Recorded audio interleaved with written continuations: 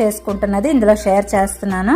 ఇదిగోండి, ఇప్పుడు 4 గరిటెలు తీసుకున్నాను కదా, దీంట్లో మనం ఎలా కలుపుకోవాలి, గారెపిండికి కావాల్సిన కన్సిస్టెన్సీ ఎలా కలుపుకోవాలి అన్నది చూపిస్తాను. ఇప్పుడు దీంట్లో ఇప్పుడు 4 గరిటెలు అయితే తీసుకున్నాను కదా, ఇందులో 4 గరిటెలు నేను వరిపిండి వేసుకుంటున్నానండి.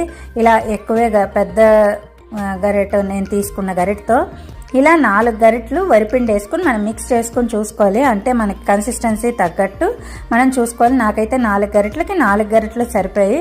ఇప్పుడు దీన్ని బాగా మనం కలిపేసుకోవాలండి. అంటే మనకి గారె వేయడానికి వీలుగా కన్సిస్టెన్సీ వచ్చినంత వరకు కలుపుకోవాలి. వేయడానికి వీలుగా అంటే కొంచెం ఇందులో మనం వరిపిండి వేసాం కదా, ఉప్పు కూడా వేసుకుంటున్నాను. దాన్ని కూడా ఇలా కలిపేసుకోవాలి.